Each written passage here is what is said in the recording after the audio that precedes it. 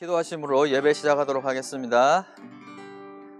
하나님 아버지 감사합니다. 오늘도 귀한 주일을 우리에게 허락하시어 우리를 지금 이 예배 장소로 인도하여 주심에 감사드립니다. 하나님, 궂은 날씨지만 그럼에도 불구하고 우리가 하나님을 찬양하기를 원합니다. 하나님, 우리를 이렇게 모아주시고 주님의 이름을 부를 수 있도록 은혜 주심에 감사드립니다. 이 장소에서 거룩한 예배, 거룩한 찬양, 그리고 말씀을 통하여 예수 그리스도를 더 알아갈 수 있는 놀라운 은혜의 시간 될 수 있도록 주님께서 역사하여 주시옵소서. 감사드리며 예수 그리스도 이름으로 기도드립니다. 아멘. 주 안에 있는 나에게 우리 같이 찬양하시겠습니다.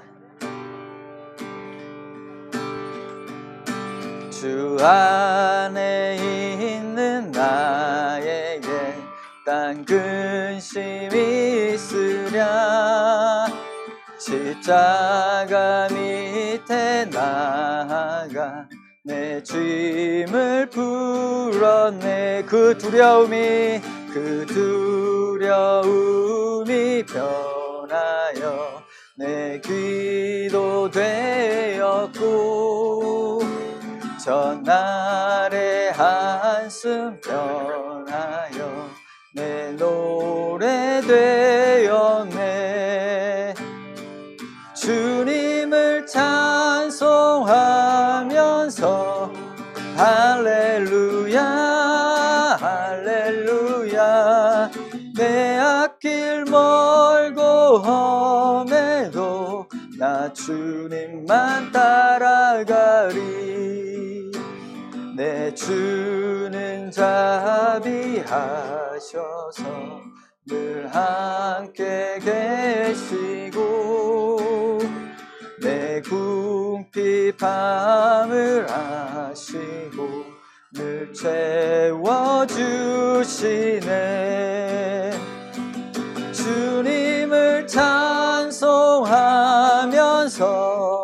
할렐루야 할렐루야 내 앞길 멀고 험해도 나 주님만 따라가리. 내 주와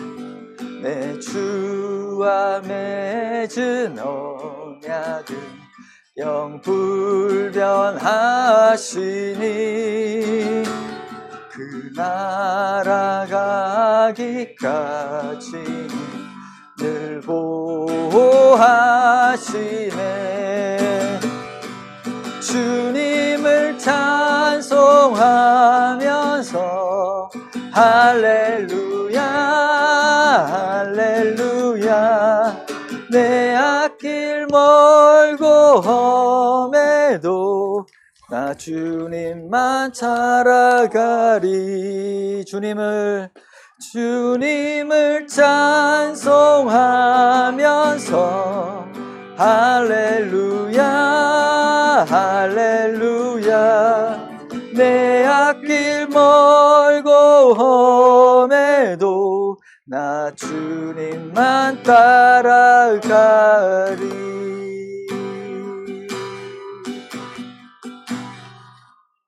아멘.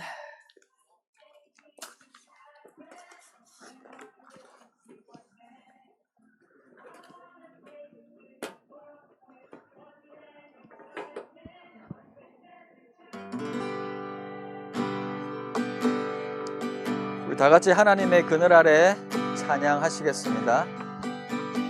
하나님의 그늘 아래 내 모든 것 다 내려놓고 나 잠잠히 주를 묵상하네. 그 놀라우신 은혜를 끝이 없는 주의 사랑 강물 되어 흘러 내 영혼에 자유함 주시네. 날 새롭게 하시네.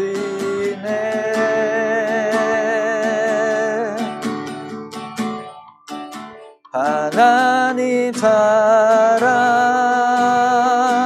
그 사랑 날 자유케 하네.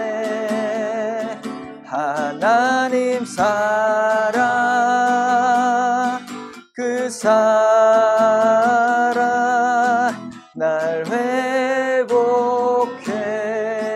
하네. 같이 찬양합시다. 하나님의 그늘 아래 내 모든 것 다 내려놓고 나 잠잠히 주를 묵상하네.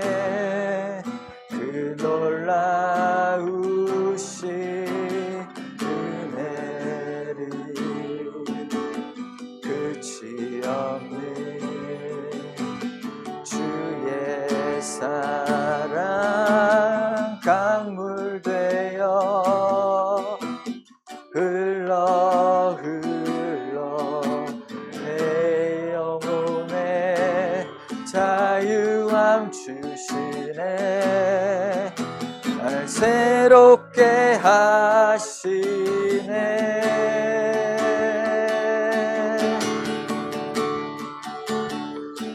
하나님 사랑 그 사랑 날 자유케 하네. 하나님 사랑 그 사랑 날 회복해 하네. 하나님 사랑 그 사랑 날 자유케 하네. 하나님 사랑 그 사랑 날 회복해 하네. 찬양 할렐루야. 찬양 할렐루야.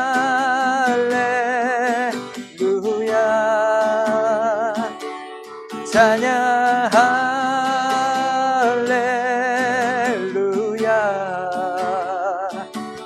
찬양 할렐루야. 찬양 할렐루야.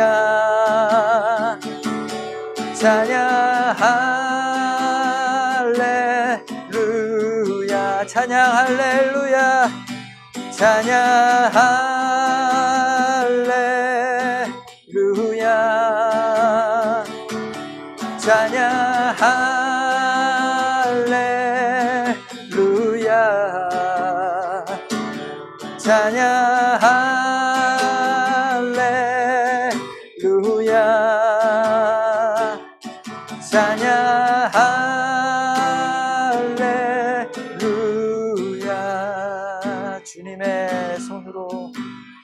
주님의 손으로 나를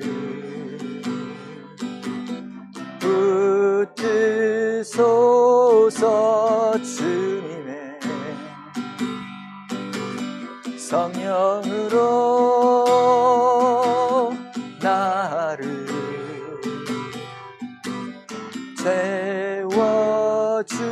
채워주소서. 한 번 더 고백합시다. 주님의 사랑으로, 주님의 사랑으로 나를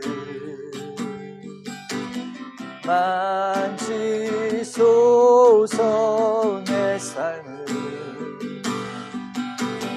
드림으로 주님께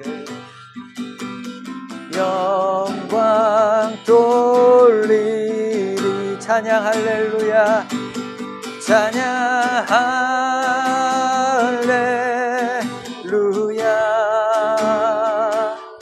찬양 할렐루야 찬양 할렐루야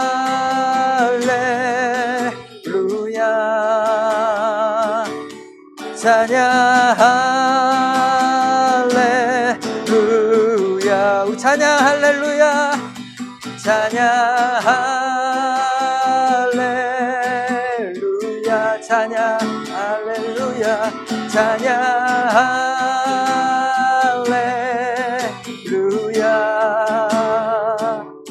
찬양 할렐루야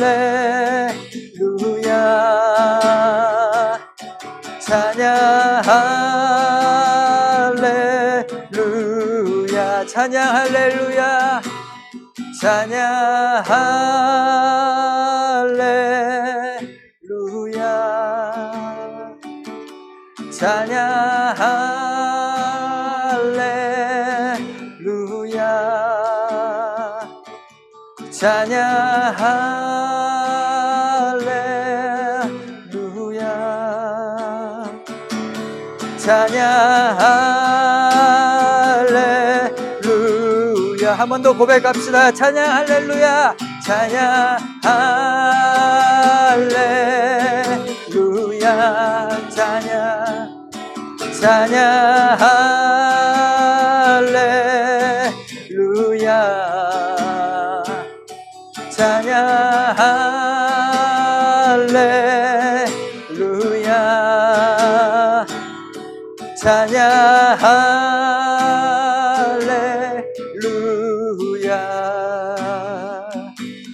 할렐루야 할렐루야 할렐루야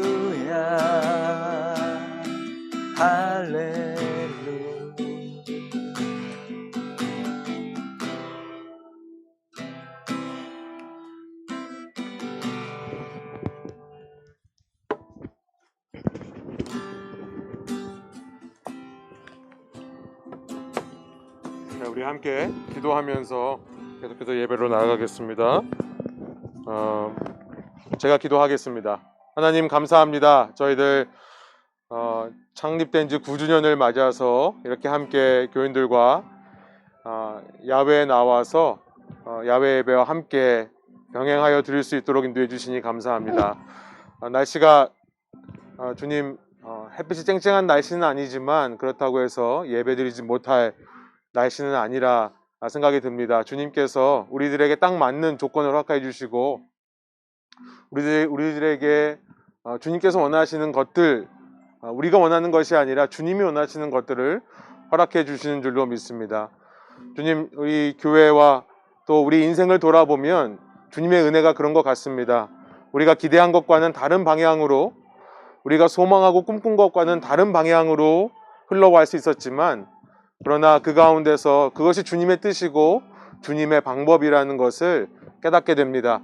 우리의 모든 욕심과 꿈들을 내려놓고 주님의 음성을 듣는 저희가 되게 하여 주시고, 우리가 우리의 길을 가면서 주님 보고 따라오라고 주장하는 것이 아니라 주님께서 말씀하시는 길을 듣고 우리가 순종하며 따라가는 주님의 참된 백성, 제자 될 수 있도록 인도하여 주옵소서.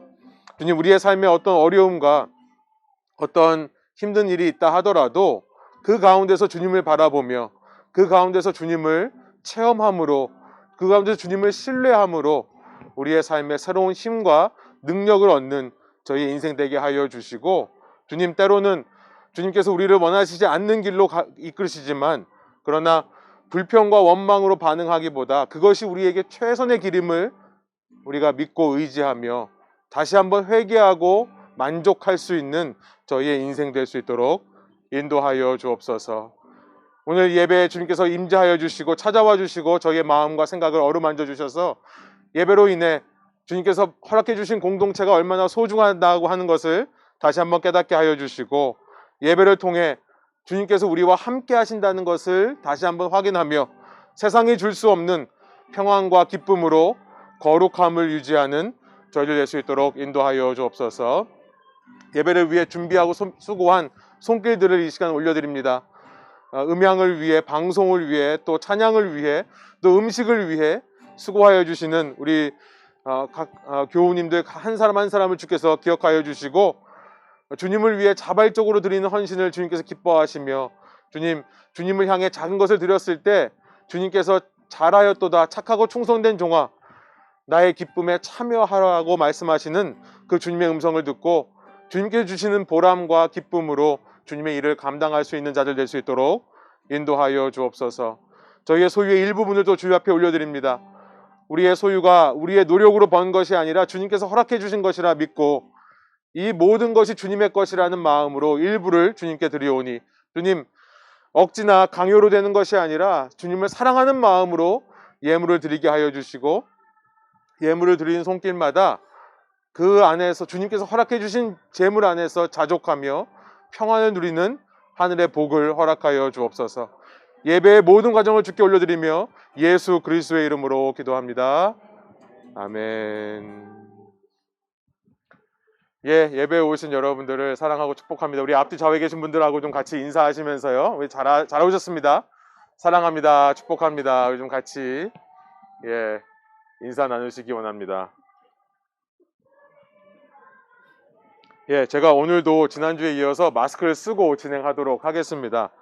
저희 가족이 지난주에 병원에 가서 PCR 검사를 했는데 음성으로 나왔고요. 지금 목감기가 유행하고 있는 것 같습니다. 여러분들도 좀 조심하시면 좋겠고요. 저하고 아내하고 기침이 좀 있습니다. 양해해 주시기 바랍니다. 말씀 계속 나누면서 저희 예배 나누기 원하는데요. 제가 슬라이드를 여러분에게 보여드렸는데 아마 복잡하시면 그냥 여러분 성경책을 펴시고 성경 앱을 꺼내셔서 성경을 보시면서 하셔도 좋겠고요. 제가 중간중간에 말씀을 봉독해 드리도록 하겠습니다. 오늘 말씀은요, 민수기 21장입니다. 지난주에 저희가 민수기 20장을 나눴고 오늘은 21장인데요.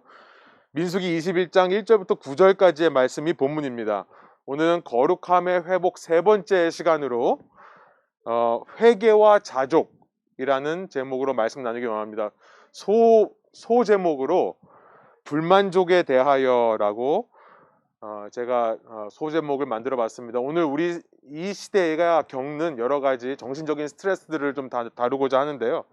그 중에서 우리 사회에 만연한 이 불만족이라고 하는 것에 대해서 오늘 좀 나누겠습니다. 민수기 21장인데요. 7절부터 9절까지만 저희가 한 목소리로 한번 읽어보기를 원합니다. 민수기 21장 7절부터 9절 제가 읽습니다. 여러분, 제가 교인방에 보내드린 슬라이드에도 있습니다. 백성이 모세에게 이르러 말하되 우리가 여호와와 당신을 향하여 원망함으로 범죄하였사오니 여호와께 기도하여 이 뱀들을 우리에게서 떠나게 하소서. 모세가 백성을 위하여 기도하며 함께 읽습니다. 여호와께서 모세에게 이르시되 불뱀을 만들어 장대 위에 매달아라. 물린 자마다 그것을 보면 살리라. 모세가 함께 있습니다. 모세가 놋뱀을 만들어 장대 위에 다니 뱀에게 물린 자가 놋뱀을 쳐다본즉 모두 살더라. 아멘. 40년의 광야 생활이 이제 거의 끝나가는 시점입니다. 다시 이스라엘은 가나안의 남쪽인 가데스 바네아라는 곳에 와서 진을 칩니다. 이들은 다음 세대 이스라엘입니다. 그의 부모 세대는 먹을 것이 없다고 불평했기 때문에 광야에서 지난 40년 동안 광야에서 묻히게 되었고요. 그 다음 세대인데요. 그들의 부모 세대와 똑같이 그들도 불평하는 모습을 지난 시간에 살펴봤습니다. 2세대 이스라엘이 불평함을 통해 하나님께서는 모세와 아론에게 말씀하셨습니다. 이 백성이 불평함으로 이제 너희들은 약속의 땅에 들어가지 못한다 라고 말씀하신 거예요. 그들은 1세대의 지도자로서 1세대와 함께 운명을 같이 하는 것입니다. 그리고 그것이 아마 그들에게는 더 나은 선택이었는지도 모르겠습니다. 지난 시간 말씀드렸습니다만 지도자는 책임을 지는 지도자가 진정한 지도자죠. 1세대와 함께 광야에 묻히는 것이 이들에게 더 좋은 것이라 생각이 듭니다. 그런데 주님께서 2세 이스라엘에게 굳이 이 아론과 모세가 약속의 땅에 들어가지 못한다라는 말씀을 계속해서 반복해 말씀하시는 데는 또 다른 이유가 있다고 했습니다. 백성의 불평으로 인해 1세대 지도자가 못 들어가는 거죠. 아니, 모세와 아론이 무슨 죄가 있습니까? 그런데 2세대가 불평해서 그들이 약속의 땅에 못 들어감을 통해서 그 2세들에게 불평하는 게 얼마나 큰 죄악인지를 하나님께서 깨닫게 하시고 상기시키시기 하기 위함으로 그 지도자들을 못 들어간다는 말을 계속 반복하시는 것을 보게 됩니다. 그들은 이렇게 생각할 겁니다. 우리 부모님들이 불평해서 부모님들이 광야에서 죽었고 우리가 불평해서 지도자들도 광야에서 죽게 되니까 이제 우리 불평하지 말자. 아마 그런 생각을 하게 되는 계기가 되었을 거예요. 그리고 말씀하신 그 일이 이제 실제 현실로 일어나기 시작합니다. 가데스 바네아에 있던 이스라엘이 이제 호르산이라는 곳으로 이동을 하는데요. 민수기 20장 후반부에 나오는 얘기입니다. 마운트 호어라고 하는 산인데요. 그 호르산에 도착했을 때 거기서 아론이 죽습니다. 모세의 형인 아론이 죽고요. 그때 주님께서 아론이 죽을 수밖에 없는 이유에 대해서 이렇게 말씀하세요. 민수기 20장 24절입니다. 세 번역으로 제가 읽어볼게요. 이제 아론은 그의 조상 곁으로 간다. 무리바셈에서 너희들이 나의 명령을 거역하여 나와 다투었기 때문에 아론은 내가 이스라엘 자손에게 준 그 땅으로 들어가지 못한다. 주님께서 또 반복해서 말씀하시는 겁니다. 무리바 사건, 지난 시간에 나누었던 그 무리바 사건으로 인해 아론이 이 땅에서 약속의 땅을 들어가지 못하고 이 광야에서 죽을 수밖에 없다는 것을 또 말씀하시는 거예요. 그래서 이스라엘은 그 아론을 위해 미안한 마음에서였는지 무려 30일 동안 애곡을 하면서 20장이 끝납니다. 20장 29절이에요. 그리고 나서 이제 오늘 본문이 시작되는데요. 21장 1절이 이렇게 시작합니다. 네겝에 거주하는 가나안 사람 곧 아랏의 왕이 이스라엘이 이 아다림 길로 온다 함을 듣고 이스라엘을 쳐서 그중 몇 사람을 사로잡은지라. 이 네겝이라고 하는 것, 네겝이라고 하는 것은 가나안의 최남단 지역입니다. 그곳에 있는 가나안 왕 아랏이라는 사람이요, 이스라엘이 올라온다는 소식을 듣고 군대를 이끌고 이스라엘을 선제 공격했다는 겁니다. 그래서 그 중에 몇 사람을 포로로 잡아왔다는 거예요. 여러분, 이스라엘의 입장에서 어떻게 반응할까 우리가 보게 되는데요. 이제까지 이스라엘과는 다른 모습을 보입니다. 아니, 먹을 게 없다고도 불평했던 사람들인데 이제는 더 이상 불평하고 원망하지를 않습니다. 아마도 아론이 죽은 것이 그들에게 충격 요법이 되었던 것 같아요. 이제는 우리 불평하지 말자라고 생각했던 것 같아요. 이렇게 가나안 민족이 먼저 쳐들어와서 정복해서 사람들을, 우리 가족들을 끌고 갔는데요. 2절 이렇습니다. 야훼께 서원하더라 라는 거예요. 이스라엘이 여호와께 서원하여 이르되 주께서 만일 이 백성을 내 손에 넘기시면 내가 그들의 성읍을 다 멸하리이다. 우리가 메뚜기 같다, 저들은 너무나 장대하다 라고 말했던 사람들은 다 어디 갔습니까?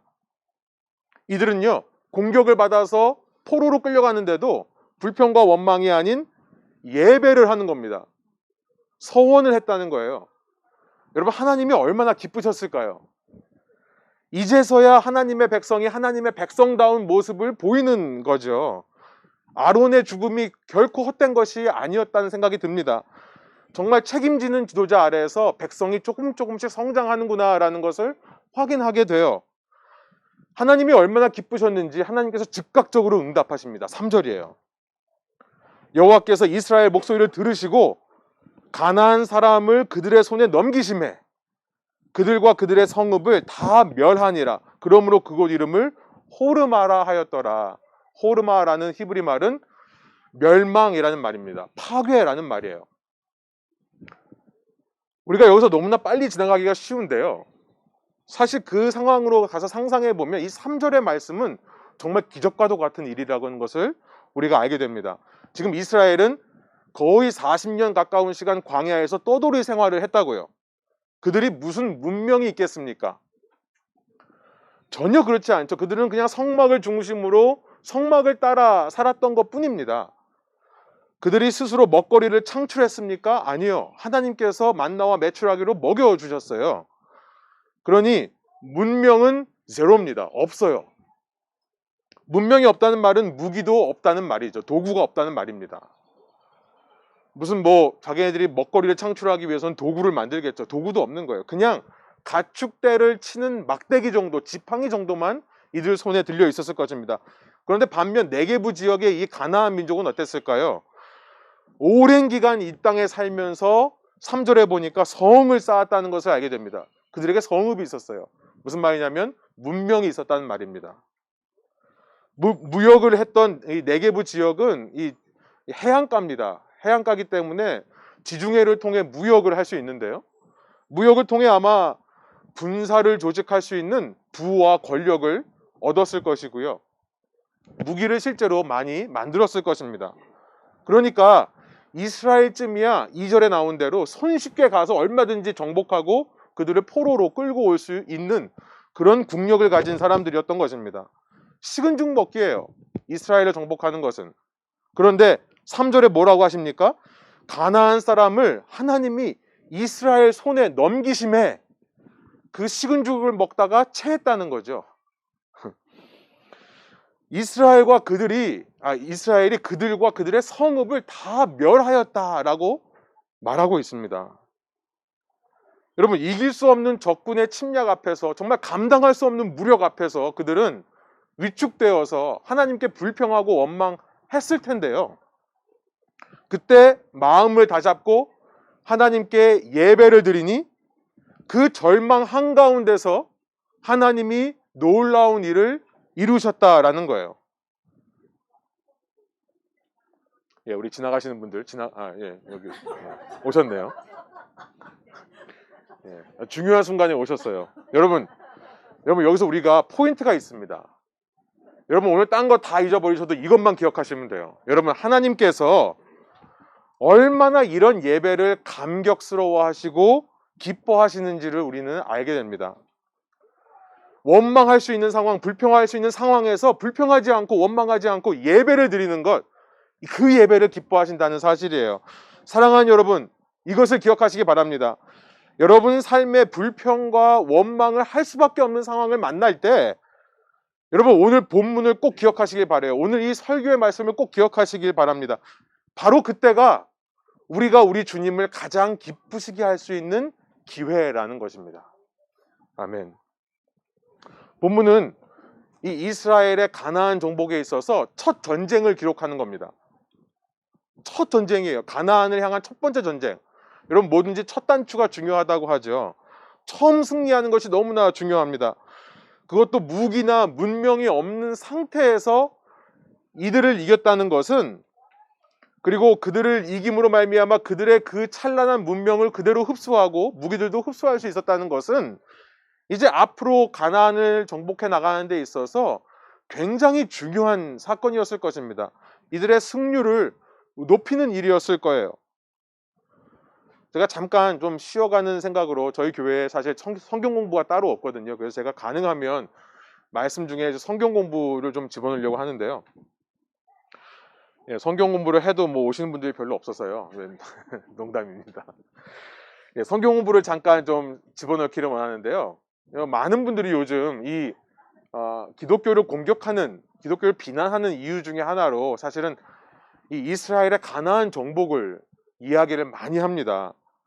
이 이스라엘의 가나안을 정복하는 모습을 보면서 어떻게 하나님 믿는 사람들이 이렇게 잔인할 수 있느냐, 또 이런 것을 허락하시는 하나님은 과연 선하신 하나님이라, 자비로우신 하나님이라고 할 수 있느냐, 이런 공격을 많이 해요.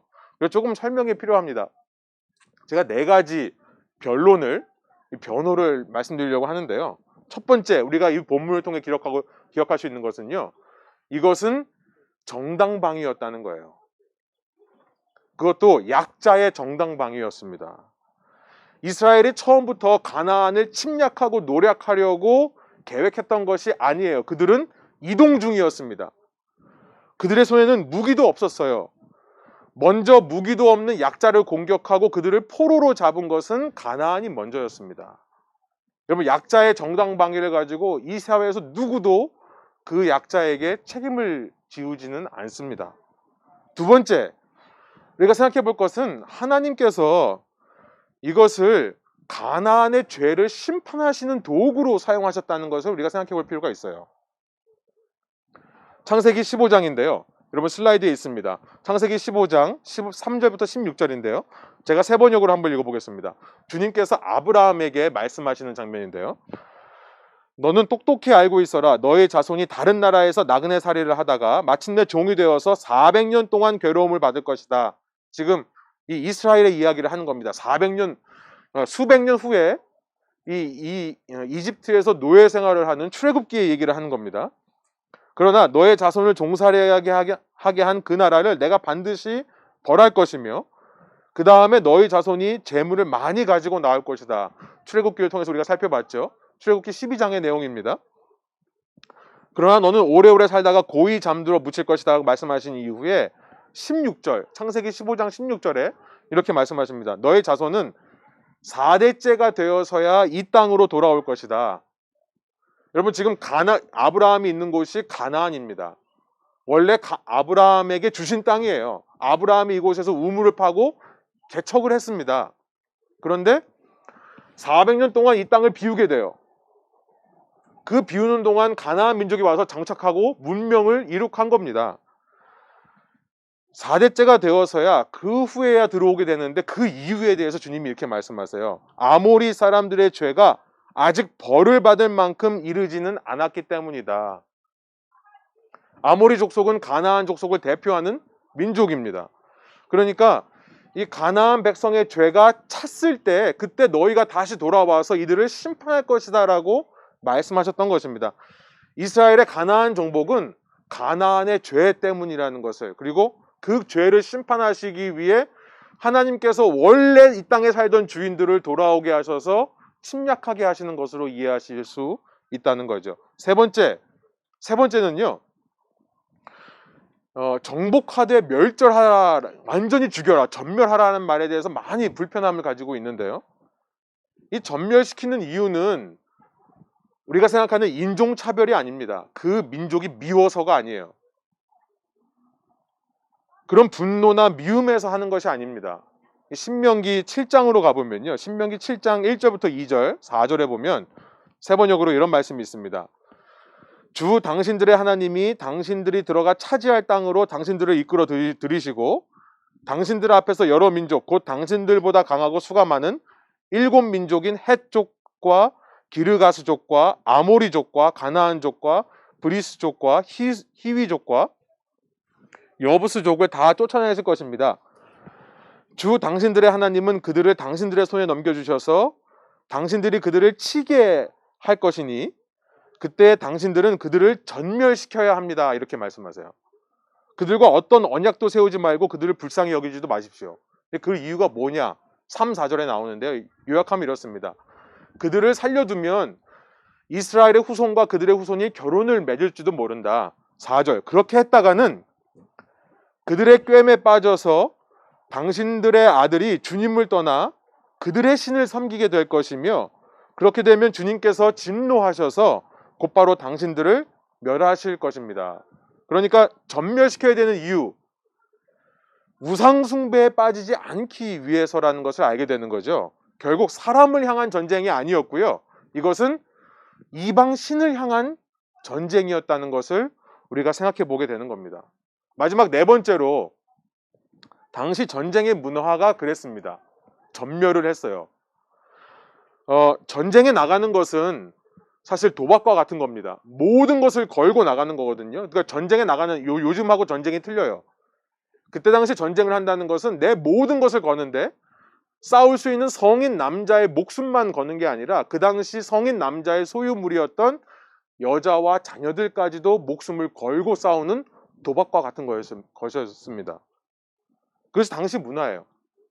근데 이런 문화에서 말살시킨다는 것은 오히려 인도적인 모습이었습니다. 왜냐하면 말살 안 시키면 그들을 포로로 사로잡아서 평생 부리고 사는 거거든요. 노예로 쓰는 거거든요. 그것보다 그들을 그 자리에서 전부 죽이는 게 더 자비로운 것으로 인식되던 것이 고대의 전쟁 문화였습니다. 아무튼 다시 본문으로 좀 돌아올게요. 본문으로 돌아와서요, 이 역사적인 첫 전투에서 승리한 이스라엘, 그들의 역사가 계속 이렇게 승승장구하면 좋겠는데요, 4절에 보니까 참 안타까운 장면이 다시 벌어지기 시작합니다. 4절 읽으실 수 있는 분들은 함께 한번 읽어보겠습니다. 민수기 21장 4절이에요. 백성이 호르산에서 출발하여 홍해길을 따라 에돔 땅을 우회하려 했다가 길로 말미암아 백성의 마음이 상하니라.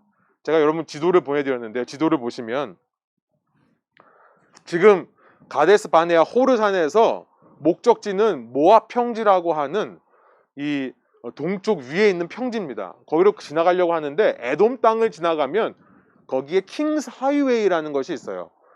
잘 닦여져 있는 길로 쉽게 갈 수 있습니다. 그런데 이 일이 있기 전에 21장 이전에 20장에서 어떤 일이 있었냐면, 모세가 이 에돔 사람들한테 정식으로 사신을 보내 요청합니다. 우리가 지나가려고 하는데 이 길을 좀 통과하게 해주십시오. 우리가 지나가면서 아무것도 건드리지 않을 테니까, 조용히 지나갈 테니까 허락해 주십시오라고 정중하게 요청하는데, 그때 에돔이 어떻게 했냐면요, 20장 14절부터 21절에 보면 그런 요청을 들은 에돔이 어느 나라입니까? 이스라엘의 형제 국가예요. 이스라엘은 야곱이죠. 에돔은 에서의 후손입니다. 그런데 이 형제 국가를 향해서 어떻게 하냐면 20장 21절에 수많은 군대를 파병해서 그 길을 지나가지 못하도록 막습니다. 이런 일이 있었어요. 여러분, 지금 21장에 와서 갑자기 그 일이 생각이 났다는 얘기죠. 갑자기 마음이 상했다는 거예요. 이게 무슨 말일까요? 그때 당시에는 싸울 수 있는 무기가 없었습니다. 그들이 그렇게 나오니까 알아서 그냥 돌아갈 수밖에 없어요. 얼마나 먼 길을 돌아가야 되는지 지도를 보면 확인할 수 있습니다. 그런데 지금 이스라엘은 가나안의 아랏과 싸워서 자신감이 붙은 상황입니다. 그리고 무기도 들려 있을 것입니다.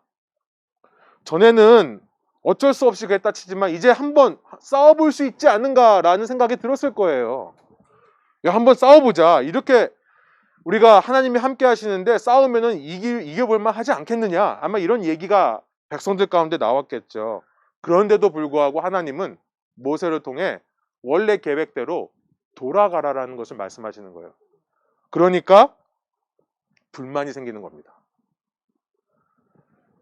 여러분, 불만이 생기니까 어떻죠? 그러니까 사실은 여러분, 불만이 생긴다는 거는 살만하다는 얘기예요, 사실은. 그죠? 좀 이제 기지개 펴고 살만하니까 불만이라는 게 생긴다는 거예요. 정말로 사실 궁핍한 상황에서는 불만이라는 게 아닙니다. 정말 뭐라도 붙잡고 싶은 심정밖에 없는 거죠. 여러분, 불만이 생기면 어떻습니까? 여러분 경험해 보셔서 알겠지만, 불만이 생기면요, 그 사람이 하는 모든 것이 꼴보기 싫고요, 그 사람이 주는 모든 것이 다 싫어집니다. 5절이에요. 백성이 하나님과 모세를 향하여 원망하되 어찌하여 우리를 애굽에서 인도해내어 이 광야에서 죽게 하는가? 이곳에는 먹을 것도 없고 물도 없도다. 그러면서 이렇게 말해요. 우리 마음이 이 하찮은 음식을 싫어하노라. 먹을 것도 없고 마실 것도 없다고 원망하면서 만나와 메추라기를 향해 이제는 하찮은 음식이라고 표현을 하고 있습니다. 아론이 죽은 지 얼마나 됐다고 이러고 있습니까? 지난 시간 우리는요, 우리의 뇌가 조금의 통증은 참지도 못하고 적응을 못한다고 했죠. 그러나 이 행복에 대해서는 너무나 쉽게 적응해버린다라고 했는데요, 이제는 주님의 은혜를 당연하게 생각하는 것을 넘어서서 하찮게 생각하는 것이 아닌가. worse less라고 되어 있습니다. 좀 나아지는가 싶더니 더 추락하는 게 아닌가라는 생각이 들어요. 슬라이드를 보시면 지난 시간에 제가 이 번아웃을 이기는 힘으로 자기 위로 self comfort를 말씀드렸습니다. compassion이라고 말씀드렸어요. 이 나를 위로하는 힘에 대해 말씀드렸는데요, 이 자기 위로라는 것은 물론 자기 비판은 아닙니다. 우리가 참 자기 비판으로 빠질 때가 참 많아요. 내가 위축되어 있을 때 자꾸 내 자신을 향해서 이 바보야, 멍청아 이런 얘기를 하기가 참 쉽죠. 제 얘기도 말씀드렸었는데요, 이 자아 비판이라는 것은 사실은 건강한 겁니다. 셀프 크리티시즘이라는 것은, 여러분, 자기 애가 강한 사람은 자기 비판을 하지 않습니다. 이 자신을 돌아보고 반성할 줄 아는 것. 사실 우리가 신앙생활에 있어서 예수님이 너희 중에 누구든지 나를 따라오려거든 자기를 부인하고 이렇게 말씀하셨어요. 그 다음에 십자가를 지고 나를 따르라고 말씀하셨는데, 이 자기 부인, 자기 비판이라는 것은 신앙에 굉장히 중요한 일인 것인데요. 그러나 지쳐있는 상황 가운데서 자기 비판을 하는 것은 전혀 도움이 되지 않습니다. 많은 사람들이 자기 비판은 못하니까 이제 어디로 가냐면 그 정반대 극단으로 가는 게 자아 팽창이라는 거예요. 셀프 익스펜션. 이게 뭡니까? 뭐냐면요, 이거예요. 그냥 무조건 하면 되겠지. 할 수 있다. 이 한국말에 근자감이라고 하죠. 근거 없는 자신감. 과도한 자신감으로 자신을 위로하는 때가 있습니다. 근데 그러면 문제가 뭐냐면 그러다가 실패하면 전부 다 더 번아웃이 된다는 거예요. 더 힘이 빠진다는 거예요. 이 번아웃에서 벗어날 수가 없다는 겁니다. 여러분 힘든데요. 누가 와서 야 힘내 그러면 어떤 생각이 들어요? 열받죠. 힘든 상황에서 야 힘내라는 말을 듣고 힘낼 수가 없는 것과 똑같습니다. 이 자아 팽창으로 가면 안 돼요. 그런데 많은 사람들이 자기를 위로하라고 하니까 그냥 막연하게 나는 이거 이겨낼 수 있을 거야. 나는 잘할 수 있을 거야 라는 식의 자아 팽창으로 가더라라는 겁니다. 저는 이 본문의 이스라엘 딱 그런 상황인 것 같아요. 이 자기 위로는 그건 무엇인가? 자기 위로는요, 그 어려움을 그냥 수용하는 겁니다. 그리고 이해하는 거예요. 낙담한 친구에게 있어서는 필요한 것은 욥의 친구들과 같은 사람들이 아닙니다. 네가 뭘 잘못했는지 와서 알려주는 사람 필요 없어요. 그건 자기 비판은 필요 없거든요. 그렇다고 해서 반대로 너는 무조건 이거 잘할 수 있고 너는 괜찮아질 거야 라고 말하는 사람들도 사실 도움이 안 돼요. 와닿지가 않아요. 그럴 때 필요한 것은 그냥 함께 있어주는 친구가 제일 중요하듯이 자기 위로라는 것은 그냥 그렇게 지치고 힘든 나를 내가 수용해 주는 겁니다. 이러는 거예요. 그래 너가 지쳤구나. 그래 그랬구나. 그럴 수 있어. 사람이 살면서 그럴 수 있는 거지. 사람이 살면서 그런 실수할 수도 있는 거지 뭐 라고 부정하는 게 아니라 어려움을 애써 안 보려고 하는 것이 아니라 수용하는 겁니다. 그리고 이해하는 거예요. 그래도 너가 최선을 다했지 않니? 너는 이런 마음으로 한 거고 뭐 악의를 가지고 했다면 사실은 비판받아야 마땅하겠지만 악의를 한 것이 아니고 정말 노력하다가 한 건데 이걸 통해서도 우리 믿는 사람이라면 이걸 통해서도 하나님이 무언가 새로운 일을 하실 수 있지 않을까? 하나님께서 나에게 무슨 주시는 교훈이 있는 것은 아닐까? 이 일을 통해서도 하나님이 이후에 당신의 뜻을 이룰 수 있지 않을까? 어떻게 해결하실지를 한번 기대해보자. 이렇게 가는 것이 자기 위로입니다. 저는 이 이스라엘의 바로 다음 상황이 그 이야기를 한다고 생각해요. 6절입니다. 여호와께서 불뱀들을 백성 중에 보내어 백성을 물게 하심으로 이스라엘 백성 중에 죽은 자가 많은지라. 자기 팽창에 취해서 우리 싸울 수 있습니다. 이길 수 있습니다. 할 수 있는데 왜 돌아가라고 하십니까? 라고 원망하는 이스라엘에게 하나님이 불뱀을 보내셨다라고 되어 있어요.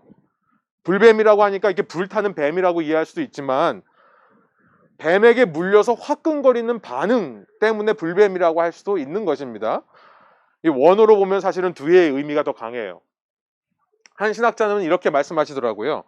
뱀 하면 떠오르는 곳은 그들이 도망쳐 나왔던 이 이집트라는 나라다. 여러분 이집트에는 뱀이 권력의 상징입니다. 페로 바로가 왕관을 쓰는데 그 앞에 보신 적이 있으세요? 뱀의 모양이 있습니다.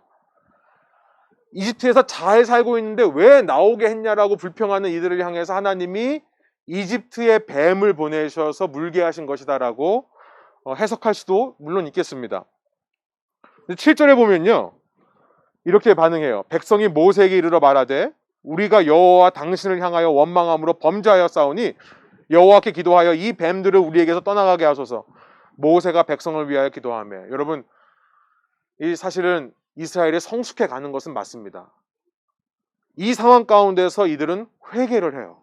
우리가 잘못했다. 범죄하였습니다. 라고 인정하는 모습이 이전 세대보다는 더 나은 모습입니다. 그런데 이에 대해서 하나님이 정말 괴상한 방법을 말씀하세요. 해결책으로요. 8절이에요. 함께 한번 읽어볼까요? 여호와께서 모세에게 이르시되 불뱀을 만들어 장대 위에 매달아라. 물린 자마다 그것을 보면 살리라. 처음부터 노뱀을 만들려고 한 게 아니라 그 불뱀, 너를 물었던 그 뱀의 모양을 그대로 장대 위에 달아놔라. 이렇게 말씀하신 거예요. 9절, 모세가 노뱀을 만들어 장대 위에 다니 뱀에게 물린 자가 노뱀을 쳐다본 즉 모두 살더라. 여러분, 이 뱀이라는 게요, 참 희한합니다.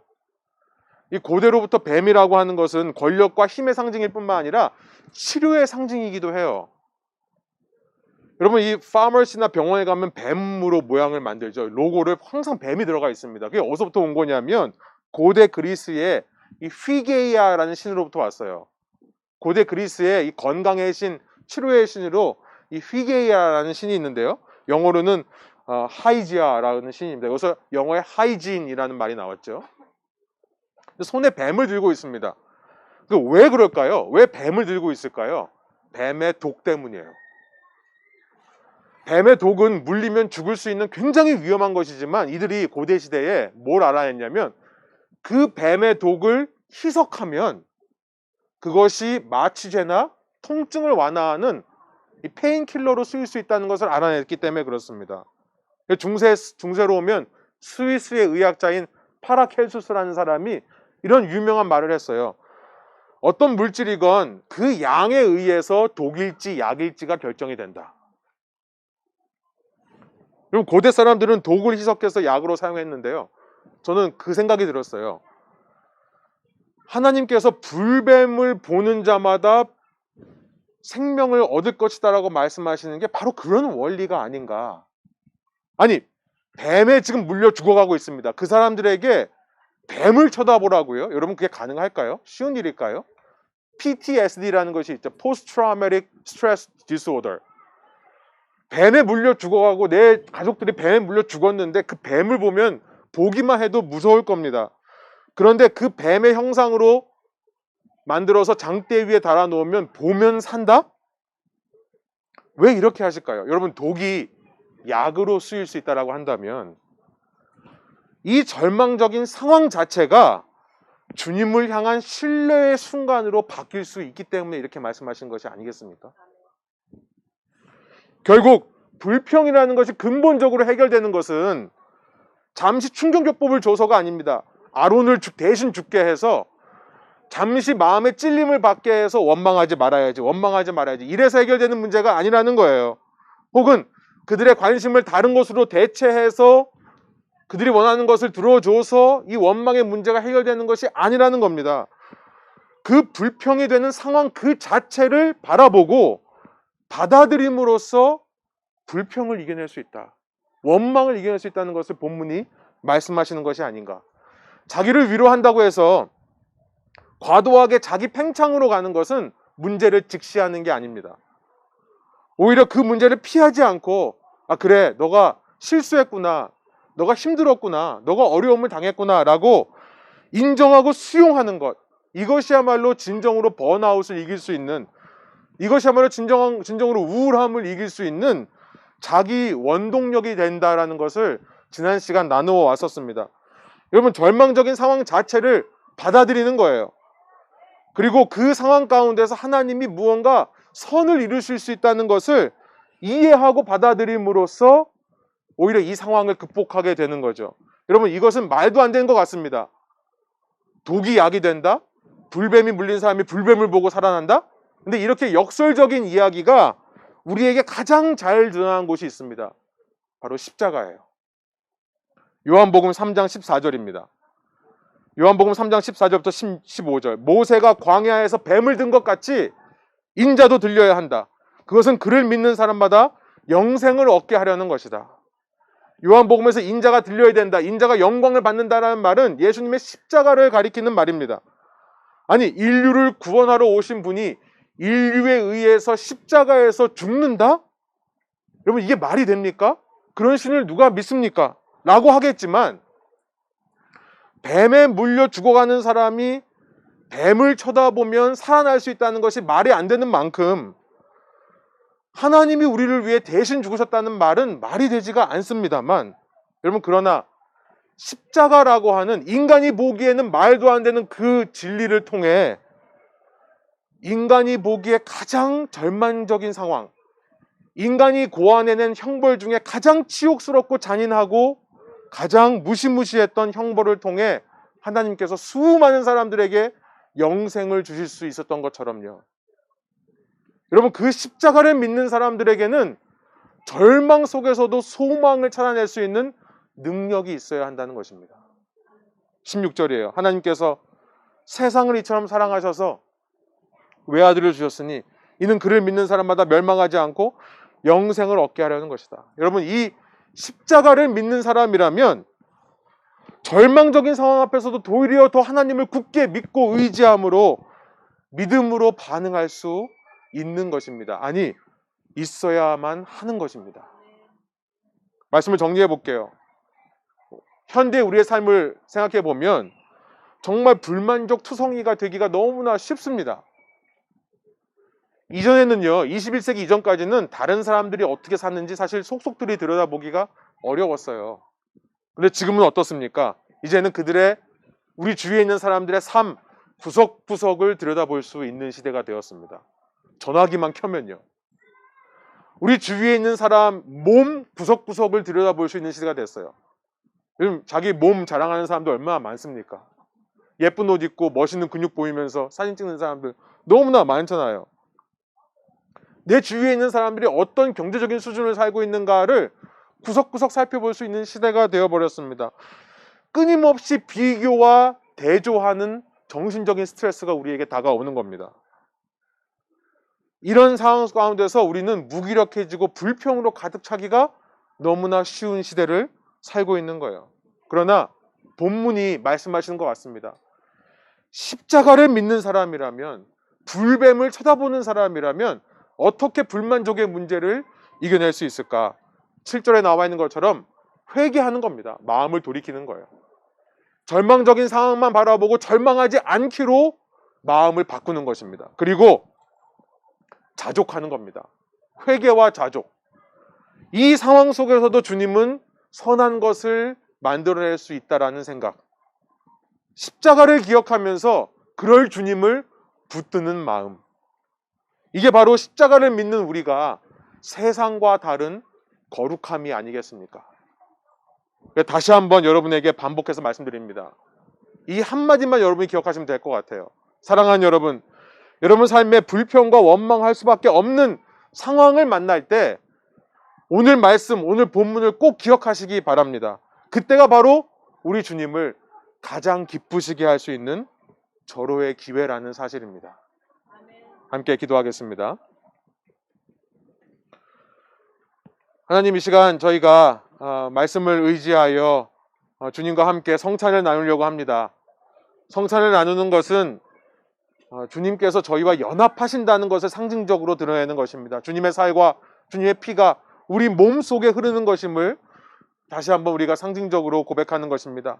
주님, 십자가를 믿는 자로서 우리가 아무리 절망적인 상황이라 하더라도 그 가운데서 새로운 힘을 얻을 수 있다는 것을 이 시간 말씀을 통해 배웠사오니, 주님께서 원하시는 것은 불뱀에 물린 상황이라 하더라도 그 불뱀 안에서 생명의 회복을 찾아내는 그 믿음을 원하시는 것이오니, 주님, 그 십자가를 믿는 우리에게 세상 어떤 고난과 역경도 우리를 흔들지 못하는 것임을 우리의 마음으로부터 선포하게 하여 주시고, 이 시간 주님 앞에 예배드린다 할 때에 그럼에도 불구하고 선한 일을 계속해서 나의 삶을 통해 이루어 가실 주님을 찬양하고 감사하는 반응으로 저희가 설 수 있도록, 주님 앞에 다가갈 수 있도록 인도하여 주옵소서.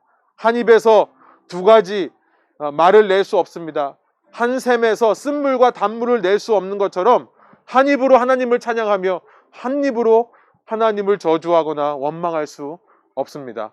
주의 성령께서 이 예배를 통해 우리의 마음과 생각 가운데 완전하게 임재하여 주옵소서. 감사드리며 예수 그리스도의 이름으로 기도합니다. 아멘. 우리 나오셔서요, 이 빵과 포도 주스를 받아가셔서 우리 함께 제가 말씀 읽고 성찬 나누기 원합니다. 우리 아이들도 함께 하나요? 예. 예. 나오셔서 받아가시고요.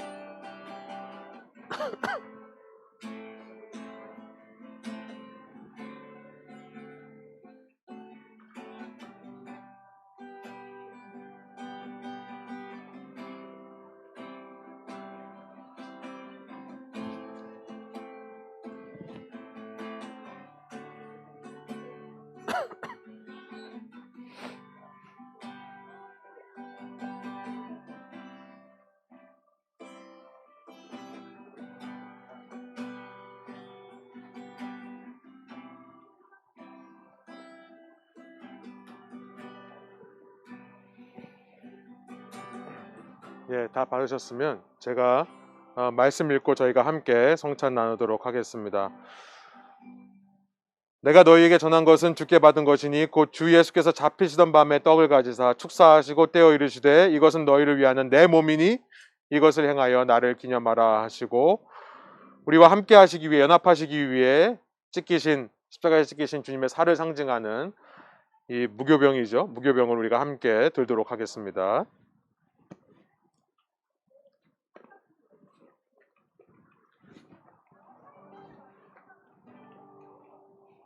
(19회) 또한 그와 같이 잔을 가지시고 이르시되 이 잔은 내 피로 세운 새 언약이니 이것을 행하여 마실 때마다 나를 기념하라 하셨으니 너희가 이 떡을 먹으며 이 잔을 마실 때마다 주의 죽으심을 그가 오실 때까지 전하는 것이니라. 우리를 위해 우리가 연합하시기 위해 흘리신 피를 상징하는 포도주스도 함께 하시겠습니다.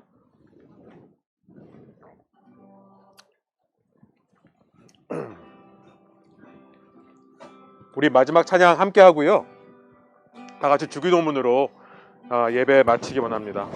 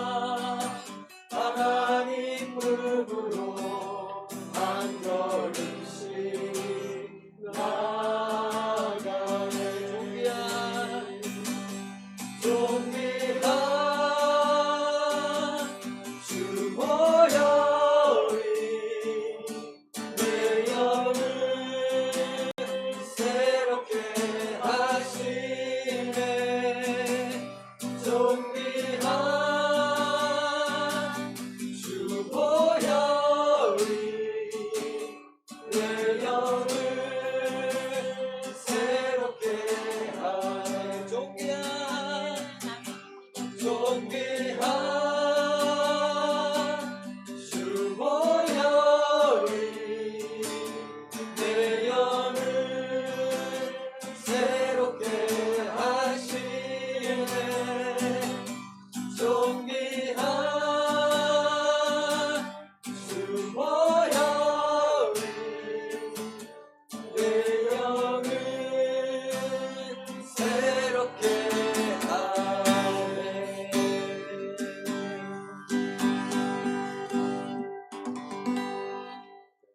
이름으로 함께 예배 마치겠습니다. 하늘에 계신 우리 아버지여, 이름이 거룩히 여김을 받으시오며 나라가 임하시오며 뜻이 하늘에서 이루어진 것 같이 땅에서도 이루어지이다. 오늘 우리에게 일용할 양식을 주시옵고 우리가 우리에게 죄진 자를 사하여 준 것 같이 우리 죄를 사하여 주시옵고 우리의 신에 들지 말게 하옵시고 다만 악에서 구하시옵소서. 나라와 권세와 영광이 아버지께 영원히 싸움나이다. 아멘.